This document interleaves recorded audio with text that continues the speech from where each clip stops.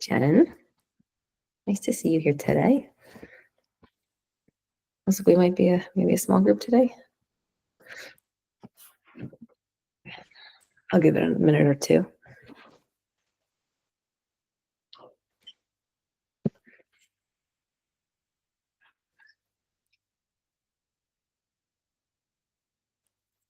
Hey, Stacy, nice to see you again too.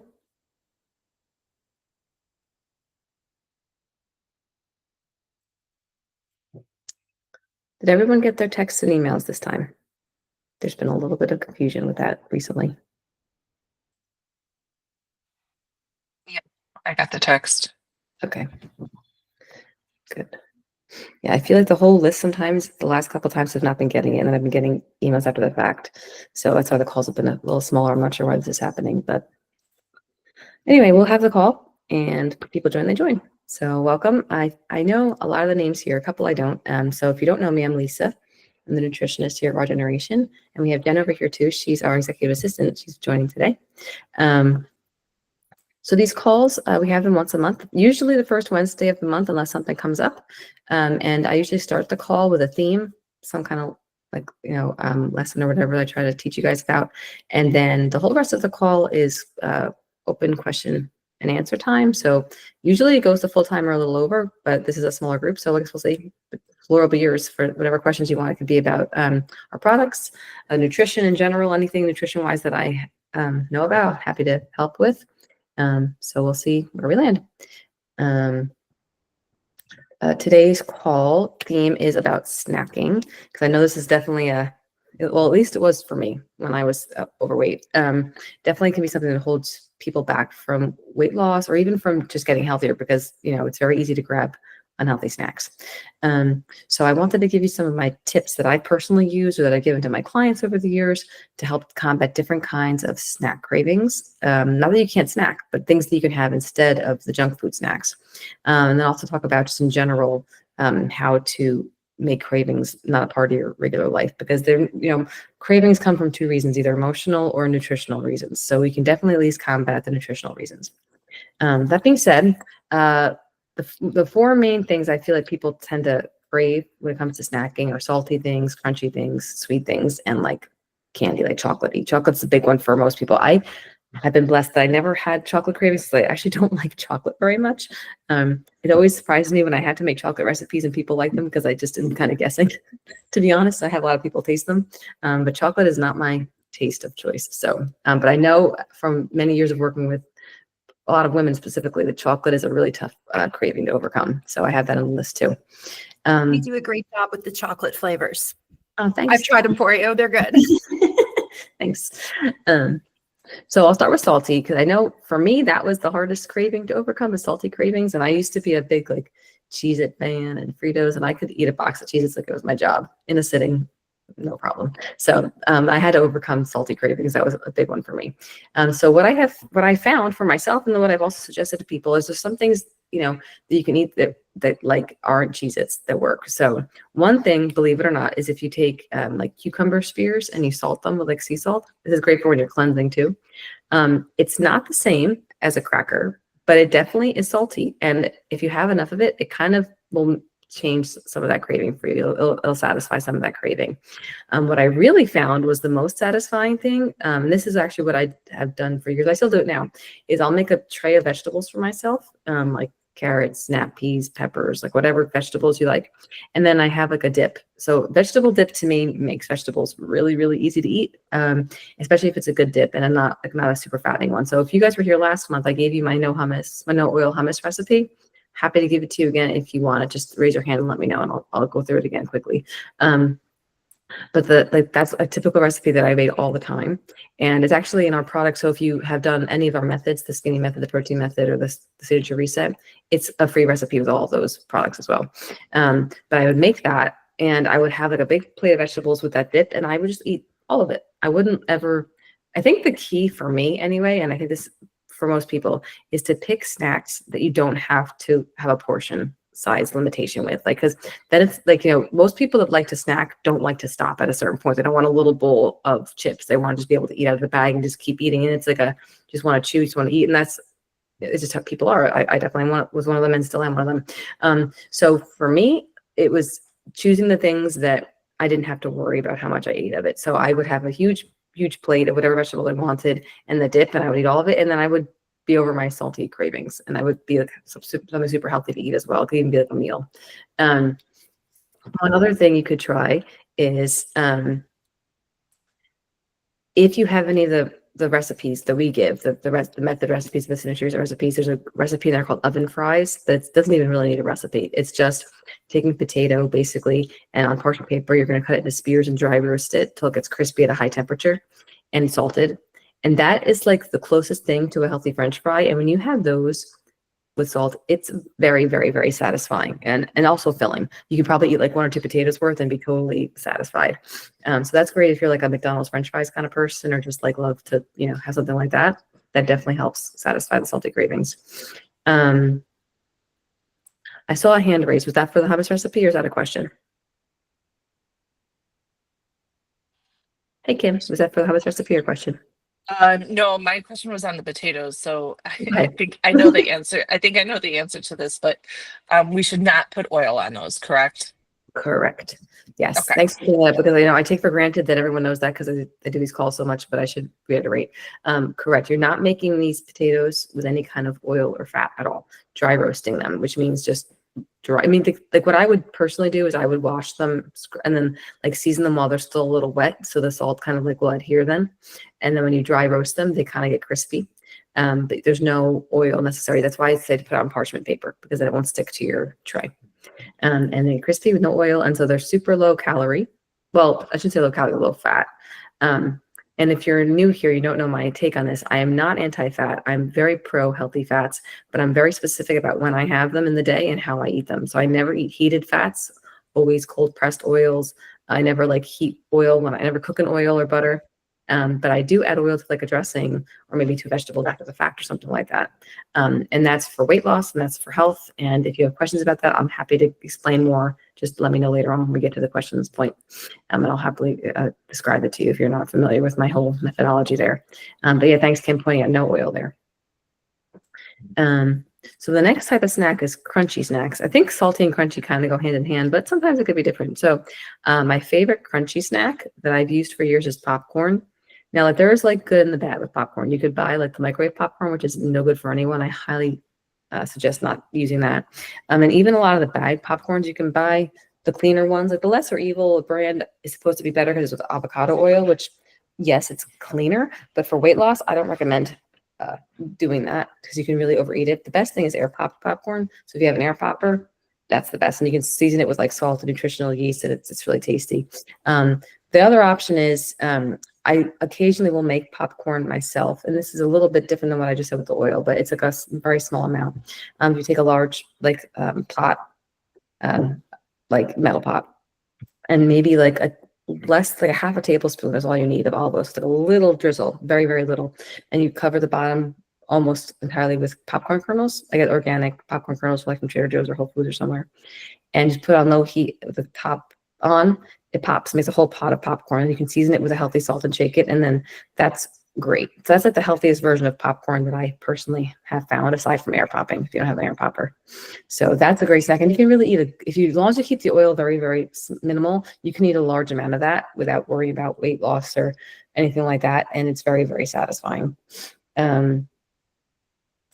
What else? Oh, you can also, if you have an air fryer, you can do something similar to the oven fries, but in the air fryer. And if you do them like thin enough, like you could do it on a mandolin slicer if you have, or just like hand slice them nice and thin, like into rounds. You can actually make like almost like a potato chip. It comes out not like a potato chip, but they come very crispy. And if you salt them again, it's kind of like having a crispy potato-ish chip. And if you're just trying to have a healthier version, it's a good option for you there too.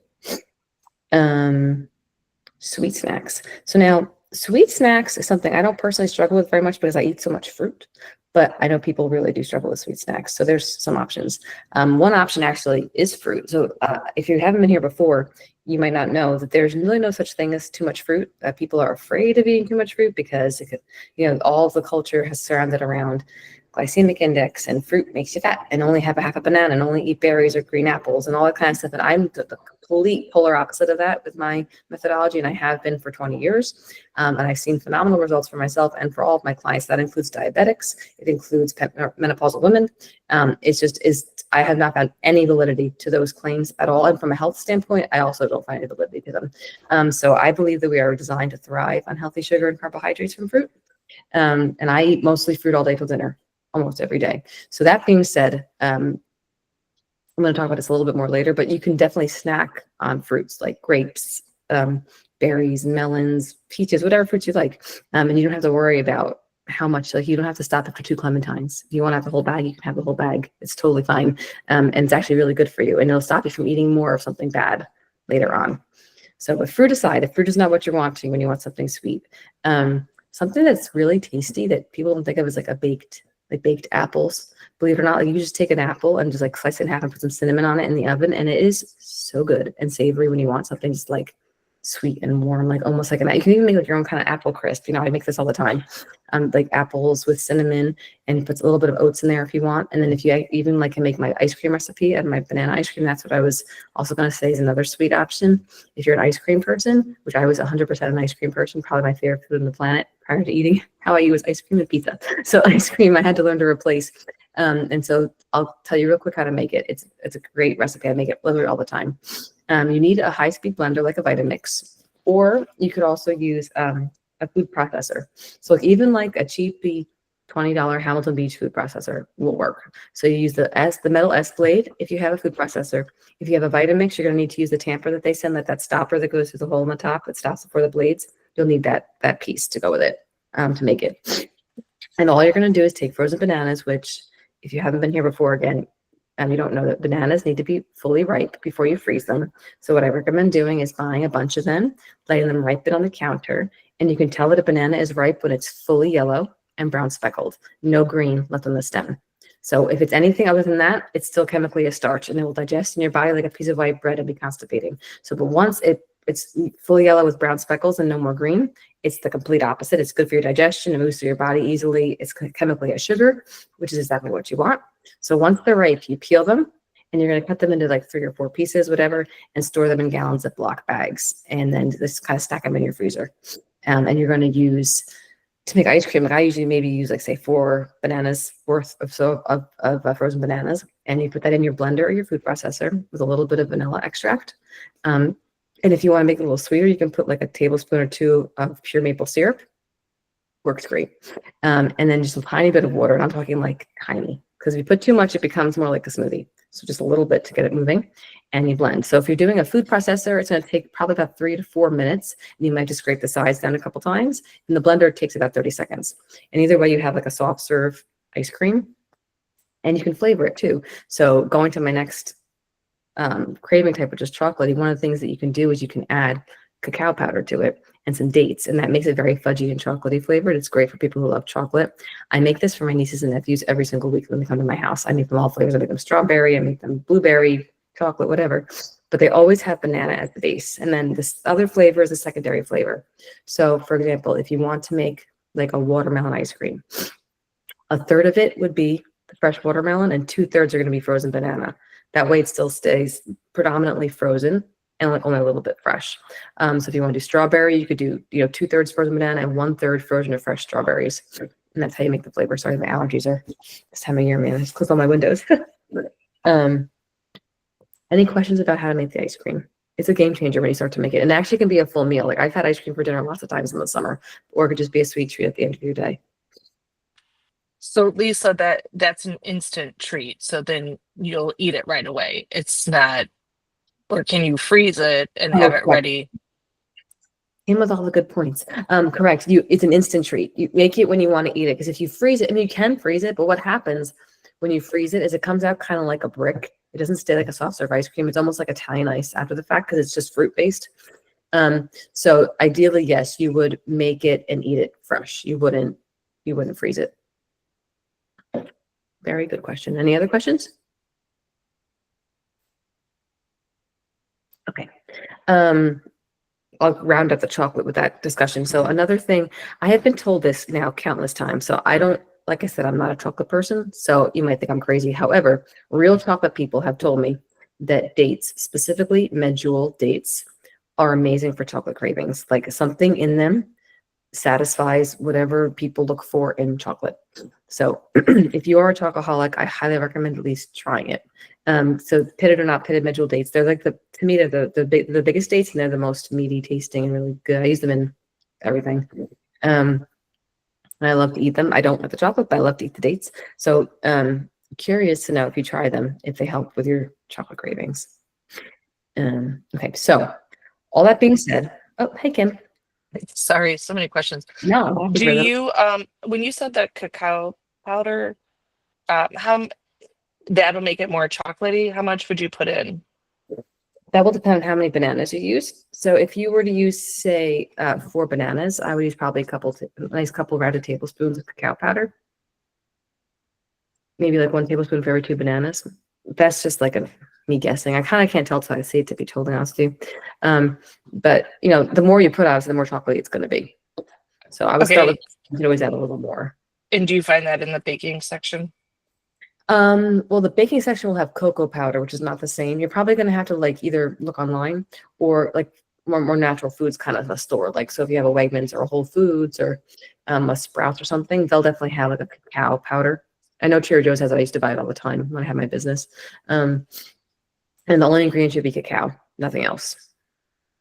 Okay, thanks. You're welcome. They actually sometimes consider it a superfood. So like I know Trader Joe's, for example, they keep theirs in the superfood section, like where the chia seeds and the hemp seeds are, and the cacao powder. It's like a random section they have in their store by their supplements. So it depends on where you buy it. Cacao is considered a superfood, so because it's so high antioxidant. That's the thing too. Like real chocolate is actually good for you. It's the junky chocolate that's bad for you because all the stuff they add to it, like chocolate bars, are full of sugar and corn syrup and dairy. But real cacao is amazing for you. So, side note. Okay, so cravings in general. Let me just explain to you where they come from, because sometimes it helps you learn like why you have them, how not to have them. So there's 2 reasons, like I was saying, either emotional or physical, like nutritional. So the nutritional reason for cravings is interesting. When you crave salty things, what it actually means is that your body is deficient in chlorophyll in greens. And when you crave sweet things, it means your body's deficient in fruit. So having enough chlorophyll in your day and enough fruit in your day will literally chemically change your body's cravings. You won't have them. So I found this for years for myself and for my clients. I used to, before I worked with our generation, I would teach every client how to make green smoothies. And I would recommend very strongly that they make these green smoothies first thing in the morning every day. And they had that for their first meal. And the greens in the smoothie help counteract salty junk food cravings, and the sweet in the fruit the fruits help counteract sweet cravings later in the day. And you're only having those cravings. They usually don't come first thing in the morning. If you notice, your cravings usually happen later in the day, probably when you're stressed, after work, at nighttime, when you're snacking. Those cravings happen because you haven't properly nourished yourself in the day prior. You're either under eating calories, you're under eating fruit, or under eating greens. And when you have enough of those things, the cravings take care of themselves later in the day. And I will tell you my own personal story, but I want to put my note. Hold on a second. I'm dying.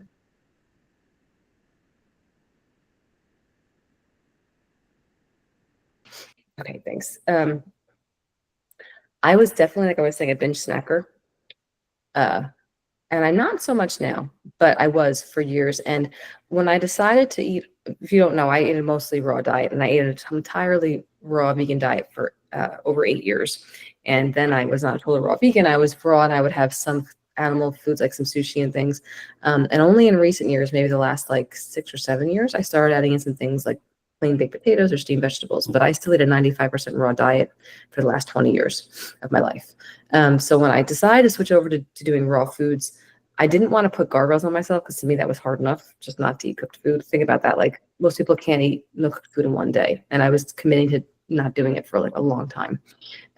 So I decided if I was going to make it through this 3 month that I set for myself with the raw foods, that I wasn't going to limit how much I had of them or when I ate them. So like all the rules I used to have from diet culture, like don't eat after 6 p.m., don't, eat lots of small meals. So all the things that I had learned, I just made myself unlearn. And I said, eat all the raw food you want, whenever you want it. And that's the only rule that I had for myself. And doing that, literally not counting a calorie, a gram of anything and eating obscene, I'm telling you, obscene amounts of raw food, I dropped weight so quickly. I went from like a size, at the time I was struggling to maintain my size 8, 8'10". That's just, and you're seeing me as a size 2 or smaller with my normal frame. I was my current size within less than a month and a half. And I've never been anywhere else but that now. All these years, it has stayed. So I'm a total believer that like you cannot overdo it with fruit and vegetables. So anyway, in the beginning, since I didn't have these guardrails on myself, I would not, I would want to binge on snacks. That's what I did to emotionally cope with life. So instead of like having my big bowl of Cheez-Its, I would have a big bowl of grapes. And I'm not saying like a half a bag of grapes. I would pour 2 and 3 bags of grapes, wash them and put them in a huge bowl. And sometimes I wouldn't finish them. Sometimes I would finish them and I would just let myself eat them.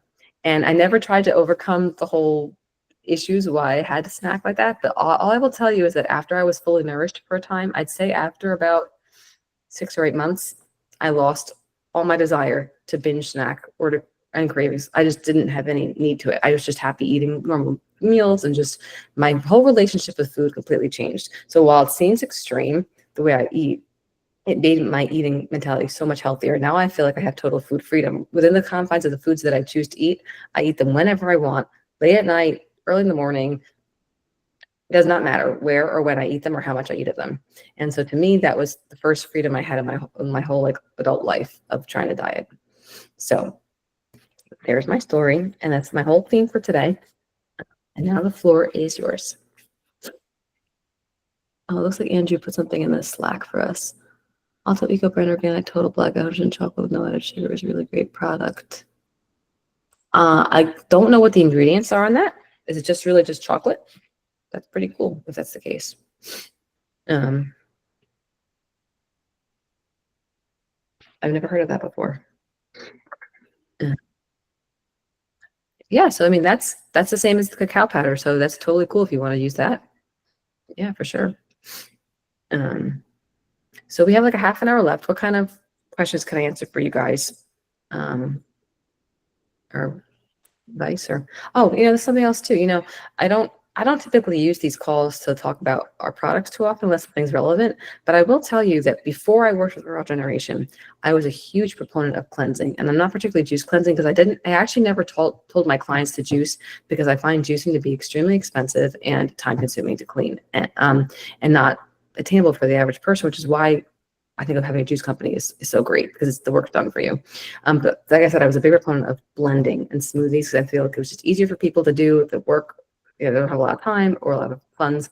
But I was always a huge proponent of cleansing. And so every client that I would come across, unless they weren't willing for some reason, I would always recommend a 3 or 5 or 7 day cleanse for them. And it was a modified cleanse that I would create. So it was mostly fruits and smoothies and some things like,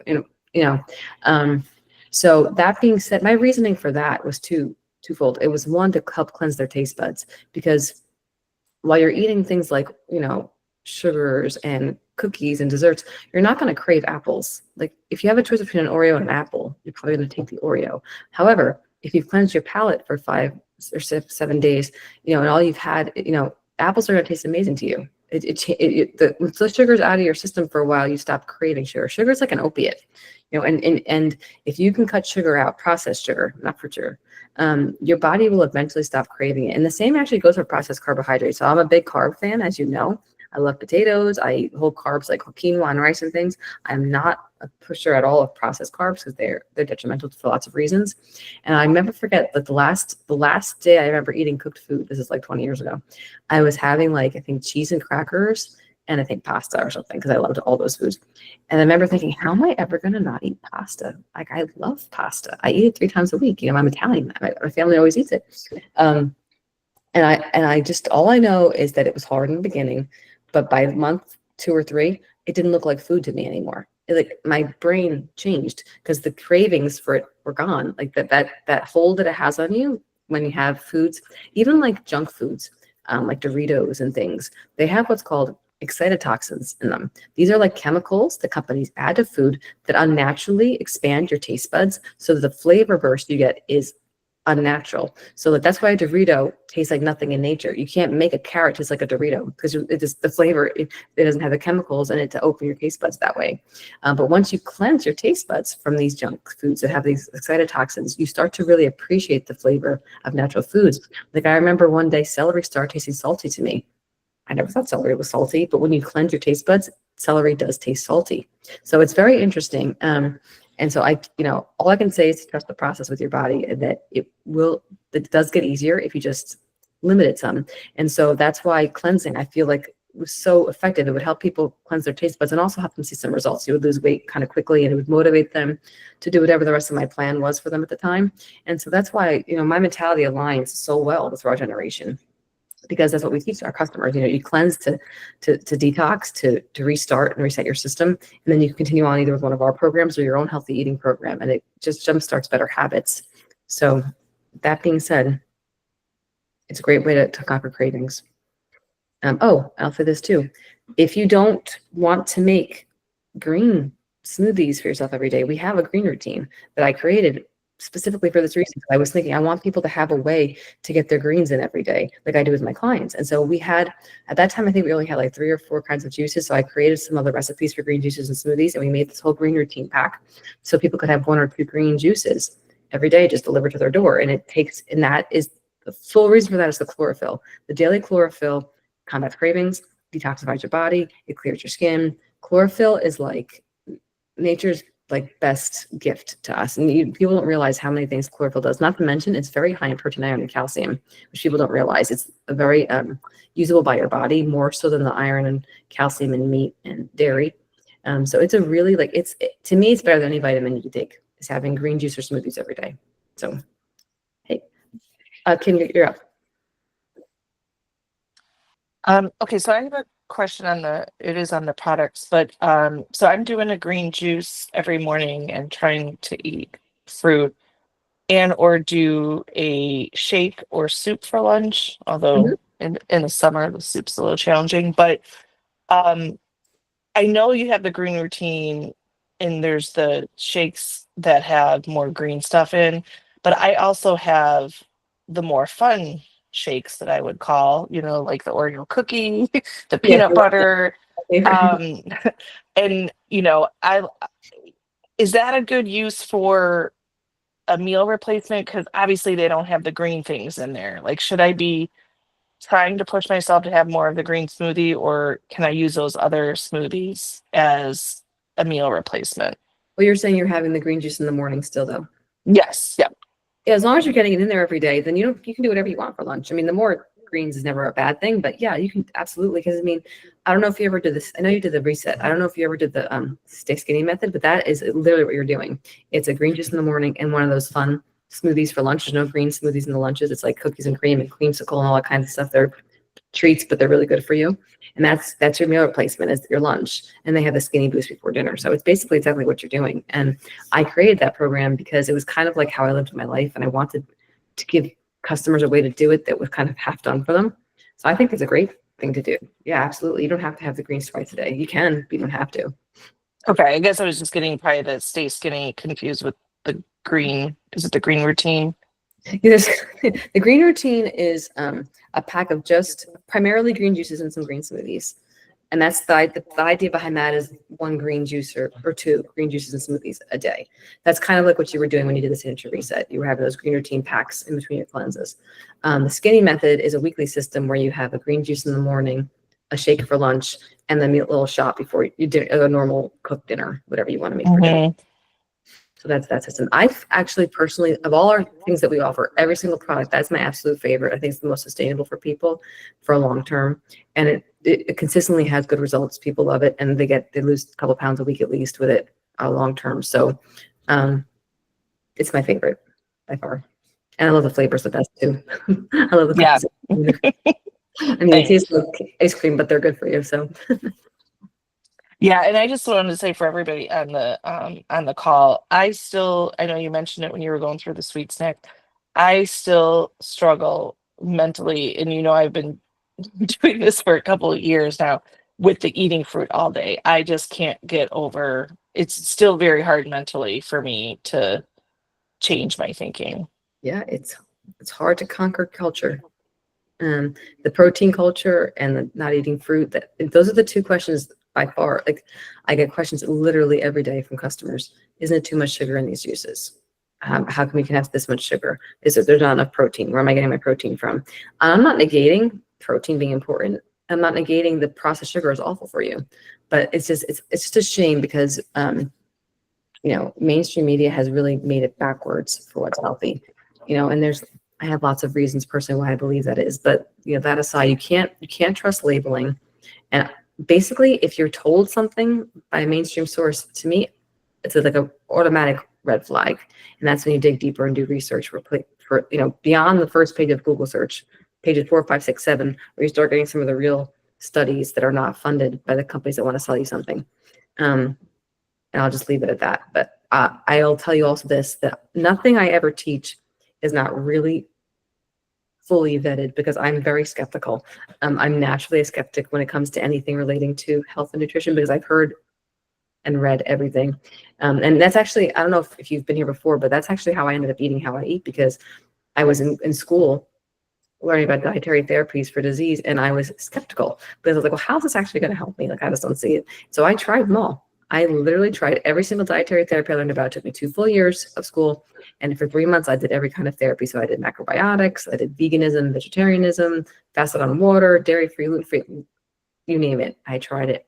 Ended up with raw foods, and that's where I stayed, because it made sense. Biologically, it worked without any kind of gimmicks. And it just, to me, it's like, well, if you take it back to as basic as it gets, if you were just out in the world with your hands, what would you eat? Like, what would you naturally incline to eating? And fruit would be the easiest thing. You find a fruit tree and eat all the fruits you could eat. Like, think hunter-gatherer. Like, that's how, you wouldn't probably incline to like seeing like a chicken walking around and want to go like grab it and eat it. I mean, not that I'm not against chicken, I eat it, but I'm just saying, if you just take it back to nature as it starts, that's how I ended up eating how I eat it, because I'm so skeptical about all the gimmicks. If I hear about a new supplement this and a new that, I automatically think, nope, because whatever supplement comes out today, 6 months from now, oh, well, we just found out that you need this to help it absorb properly. So now you add this to your thing too. Like, it's total racket to me, almost all of it. So I'm a big proponent of whole foods nutrition. Anyway, what else can I answer today? We still have a little time. Welcome to all you people that came a little bit late. Good to see you. We're at the question and answer part. So if you have questions about nutrition, our products, just any general stuff, this is the time to ask them.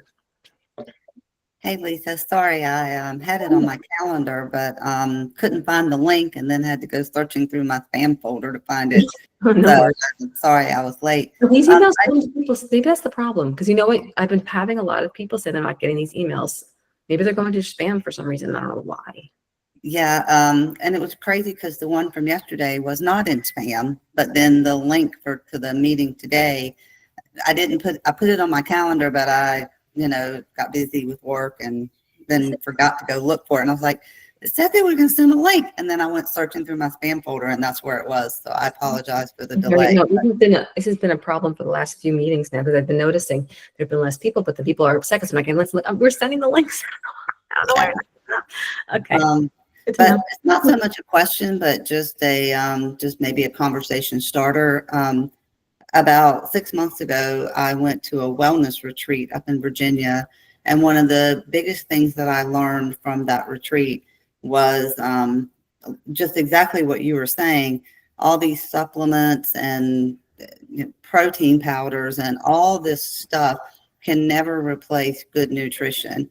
And if you really get back to just eating real food, like just eat real food or drink real food juice, like raw juices, you're taking in those nutrients, and your body was designed to work with that and keep you well and keep you healthy. And I have noticed a huge change in just my body's functioning, no more mental fog, just really being, I don't know what the right word is, clear focused about what I'm eating, what I'm putting in my body, and what I'm not. Getting rid of all processed food, sugar, caffeine, wheat, dairy, alcohol, all the things, right? And just eating real food. And I can't tell you how much it has made a difference. But it also includes the juices that you guys provide as well. When did you start making the changes? About 6 months ago. But I didn't do a juice cleanse until February 17th was the first time I actually did a juice cleanse through your company. And that was life-changing for me. And I realized I didn't need quite as much food as I had always been eating in my life. And so since February the 14th, I'm down almost 20 pounds. Just from putting real food in my body and putting exercise back on my schedule. Those are the only two things I have done differently. That's really, so that's what makes the difference. That's amazing. Yeah, but it's back to just real food, real juice, real food, all of your products. I mean, I did a lot of research when I was looking for a juicing option and looking at your ingredient labels and all the stuff. And I loved that your ingredient labels, I understood every word that was on those ingredient labels, and that was what I was looking for. So I'm an avid promoter of your products at this point. I love to hear that. Thank you. Yeah, that we're very, very committed to being transparent and to having as clean labels as possible. And it's not just, what I've learned. It's amazing what you learn when you work for a company, because I had my own business for all my life until a few years ago when I started working with Regeneration. So just things you just don't know. Like when you work with, say, a co-packer, we've developed a few products that we don't make right in our house. Like our protein bars, for example, we made the recipe up, but they don't get made right in our facility. And we use what's called a co-packer. And so I remember talking to them and saying, well, we can make this clean label. And clean label is a thing that they will come up with these random chemicals that are considered clean, or that you can put with a clean, you can call it this legally if you want. I'm looking at them like, I don't want to fake this to fool people. I want to give them a clean food. This is not my conversation. So we had to and let me tell you, it's a battle. Even to make our powder cleanse was I had to fight tooth and nail to get those powders not to have maltodextrin in them. They said, we don't make it. I'm like, well, then we don't want to work with you. I'm not giving that to people. It's poison, and what? Do they mix in as well as a spoon? No. Do they mix in fine with a shaker bottle? They work fine, and then you're getting no junk. It's just, it's unbelievable. So when you see these labels, and I look at now other companies and I'm thinking, well, this is just a clean label. This is actually not a clean product. They just have these clean labels that they're allowed to legally call that. And I get so upset because I feel like it's fooling people. I get really angry about it, and when you see all this greenwashing and this is fat-free and gluten-free and people think it's healthy, meanwhile it's full of junk, Well, there's two things I'll add to the conversation. One is I don't even go to the grocery store anymore. I actually go to, it's a farm stand actually down in York, South Carolina. I live near Charlotte, North Carolina. And I go to a little farm stand down there. They grow, it's a big family farm. And you walk into their farm stand and they have obviously all the fresh fruits and vegetables, but they also have raw milk, raw cheese, raw butter, organic beef, chicken, and all that stuff. Honey, fresh eggs. But I do all of my grocery shopping there on a weekly basis. And they have people that bring in fresh sourdough bread. And so, and the ingredients are 3 ingredients: wheat, sourdough starter, and water. That's it. So only thing I go to the grocery store for is paper towels and toilet paper. Literally, that's it. I'm trying to figure out how to get rid of that, but that's another discussion. And then so many things, right? Yeah. So it's funny when people are like, I'm going to the grocery store. I'm like, yeah, I don't go there anymore. But it's that whole mentality of getting back to real food and figuring out how to cook with real food and make things that are fun to eat. And then the other thing, my daughter was home this past week. She's 23. And she opened up the pantry and she said, I'm so glad we're an ingredient household. And I looked at her and I said, excuse my language, but I said, what the hell does that mean? And she was like, oh, I learned in college that there are ingredient households and snack households. I'm like, explain? And she said, well, ingredient households, you actually have ingredients and you make food to eat, Mhm. or you're a snack household and you have snacks around all the time and that's what you fill up on. And there are a lot of people in snack households that don't know how to cook. Because I'm glad we grew up in an ingredient household. And I thought that's a really interesting concept. I'd never really heard that before. So Yeah. just something to share. That's, it's interesting because my nieces and nephews come over after school, and like when they want snacks, what do you want? Want me to make you ice cream? I'm gonna make you popcorn. Like, it's not like I don't have any bags of boxes of anything. I never buy that stuff. So they're like, okay, let's make your popcorn. Let's make your ice cream. Can we make your kale salad? Like, and they have their friends over, and they say, oh, my aunt's kale salad. You're gonna love it. Those poor kids don't even know what they're getting into. Like, they're getting kale salad for a snack, but they love it. You really can make delicious food. Oh, sure. It just takes takes planning and time. Not everybody has, and I consider myself a very, very busy person. I prioritize that. Like if I have 20 minutes, I'm going to choose to make my food versus scrolling on my phone or something. I prioritize that. And that's what it comes down to. Everyone has the time. It's a matter of if they choose to use their time to do that. Absolutely. This is and then I'll throw this out as a question. What is your thoughts on olive oil, avocado oil? I've been reading some research that it's really difficult to find truly cold pressed olive oil and or avocado oil. And how do you know by reading a label or looking at the bottle whether it's been infused or it's a hybrid of olive and seed oil so that they can make it go farther? What is your experience with that, and how can we protect ourselves? Yeah, that's another one of those situations that gets me really aggravated because you can't trust a label to say olive oil. And it's not just olive oil; it's laced with things, and they don't have to label if it's under a certain percentage. They don't have to say it. Like separately of that, I remember there was these chicken nuggets that my sister-in-law used to get my nephew, and it said, it advertises that there's no oils and stuff in it, but it is fried in seed oil, but they don't have to put it on the label because it's only fried in it, and like it's under like a certain amount of like seconds in the fryer. I'm thinking like, geez, like what if this kid had an allergy to soy oil and that's what anyway, so yeah, they it can be all kinds of places. They don't have to tell you. That being said, it is difficult. I don't have an avocado oil that I trust. I don't use avocado oil. I only use extra virgin cold pressed olive oil, and I'm really, really crazy about sourcing it. Like I try. What I love is I have a friend that actually has an olive grove in Italy, and when she comes back, she brings it for me, and it's from her family's farm. I love that. If I can't get that, I usually will just try to do my best to source like one that you can usually tell if it's like really thick kind of looking and like almost greenish. It's like a different kind of it's not that it's like goopy or anything. It's still olive oil, but you can tell it's not like yellowy and thin. It almost has a greenish kind of tinge and like it looks unfiltered. And that's what I will get. And it's always in a dark glass or ceramic bottle. Never in plastic, obviously, and I keep it in a cool place. So while it's not 100% guarantee, I feel like it's expensive. Usually you're going to pay a lot of money for that olive oil, but to me, it's well worth it. That's what I do. Sometimes you can actually find places like at a farmer's market where someone sources it and they can tell you exactly where it comes from. And that's also nice. You can kind of know that you're getting it from the right spot. But yeah, as far as avocado oil, I think it's become so commercialized now. I just don't trust any of them, to be honest.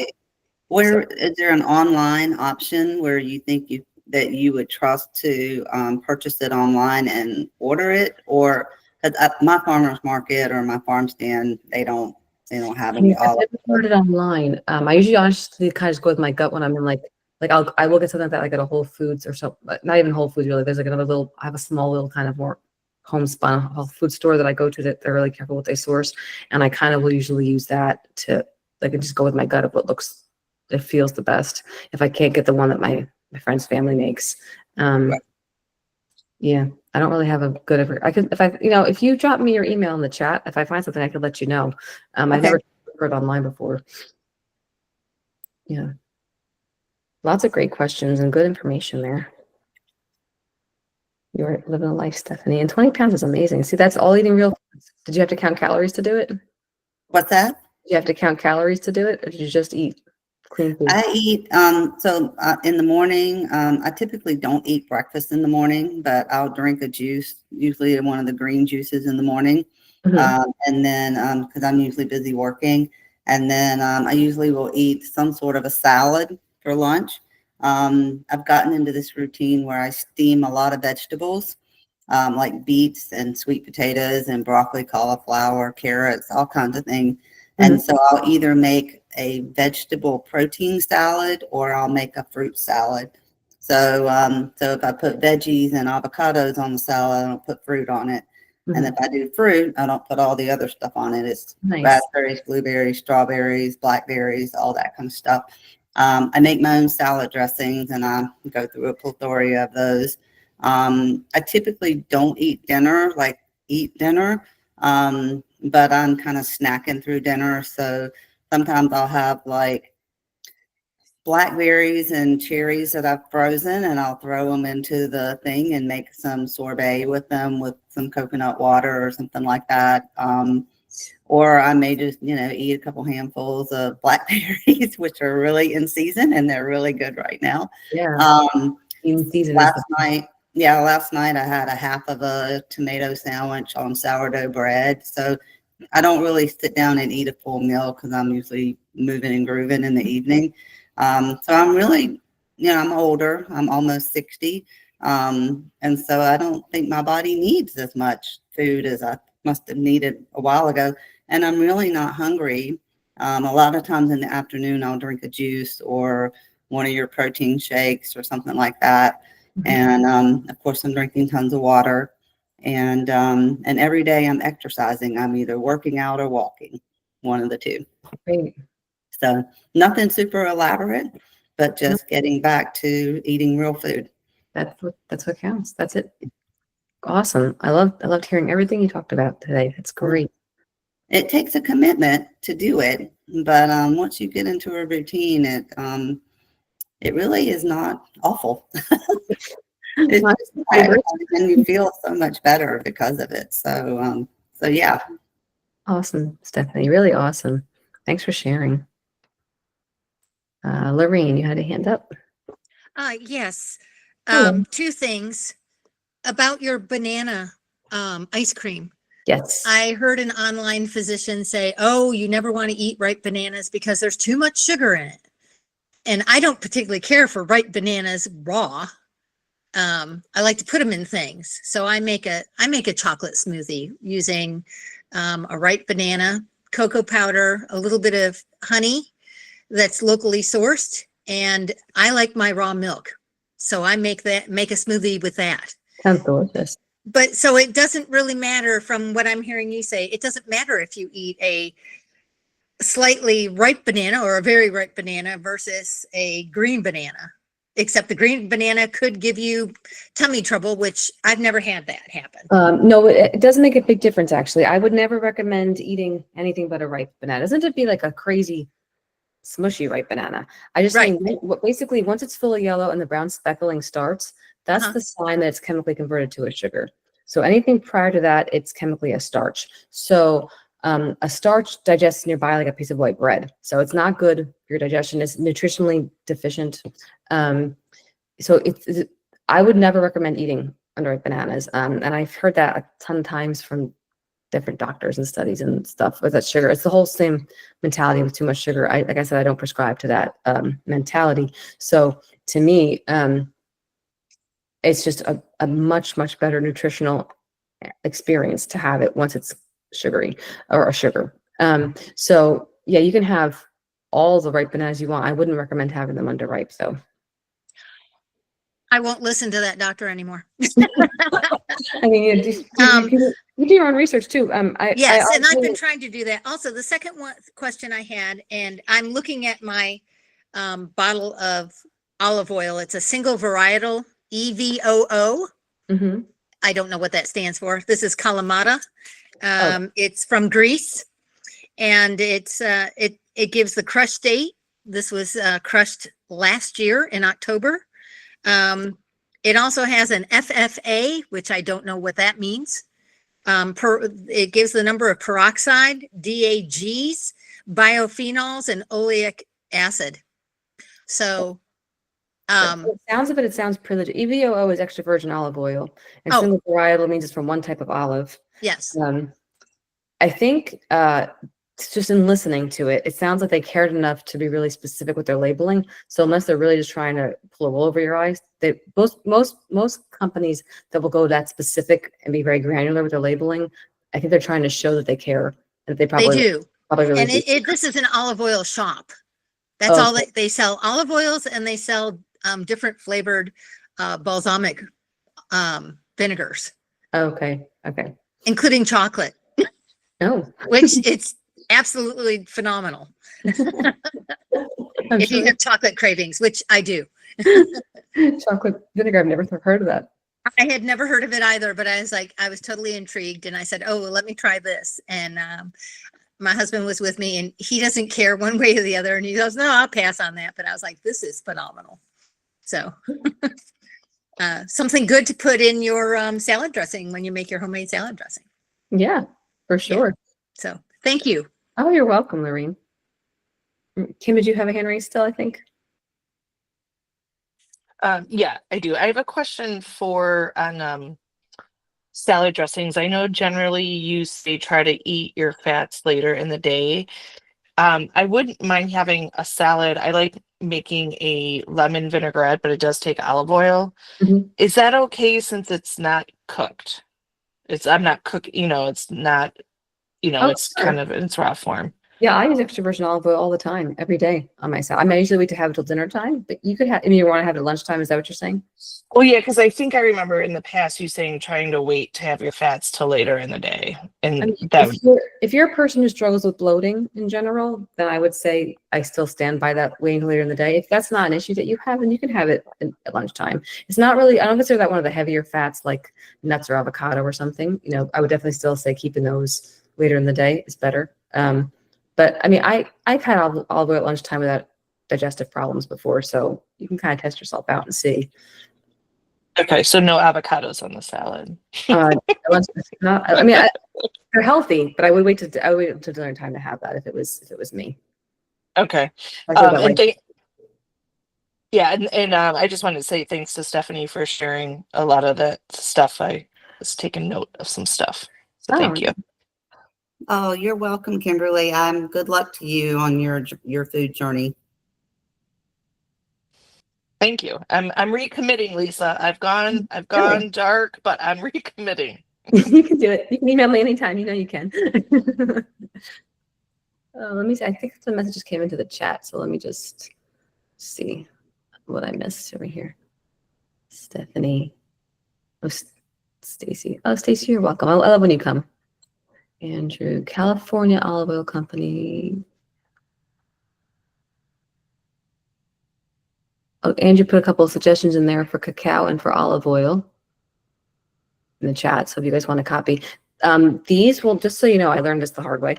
These chat notes don't, you can't get into them if you're watching a replay, or once you end the call, they're gone. So if you want them, copy and paste them somewhere. So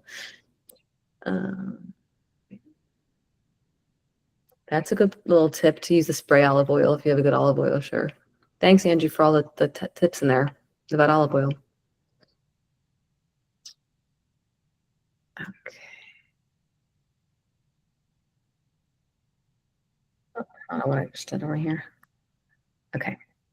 We have 5 minutes left, give or take. I can always stay a little longer if you need. Is there any other questions that or things we want to talk about before our time is totally up?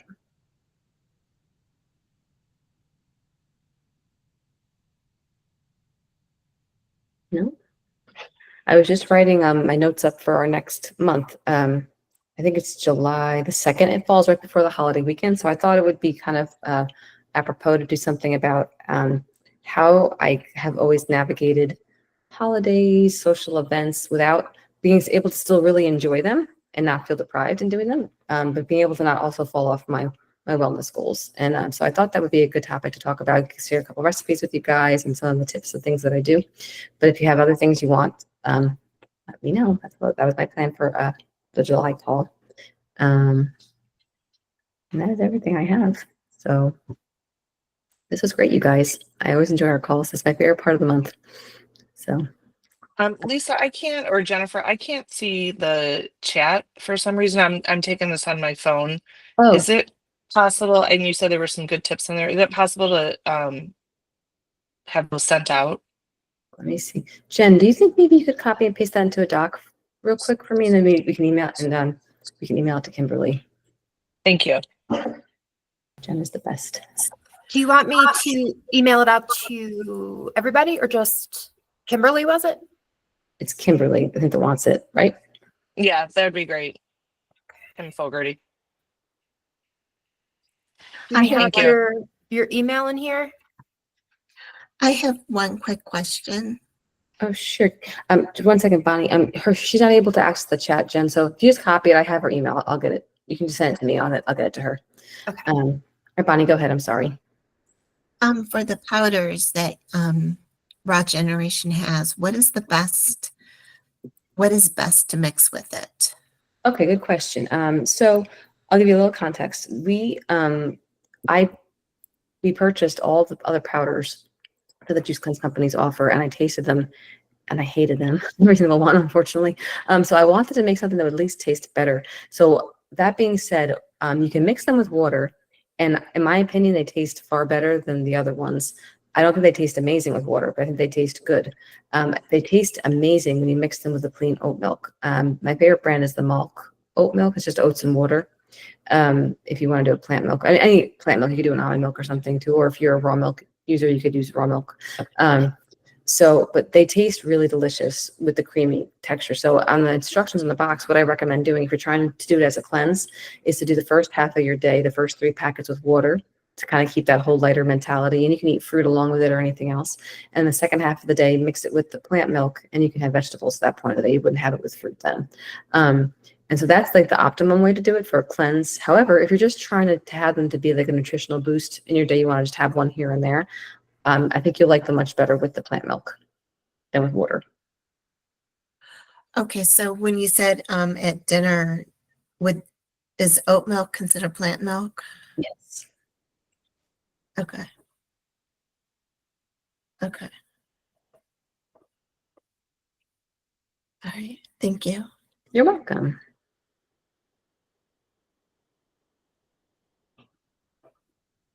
Anything else? Good. Okay, you guys. Well, thank you so much for joining. Kim, I will email you that list. And I hope you guys will have a great month. I'll see you next month. So Thank you. 1 p.m. Bye, guys. Eastern time. Bye.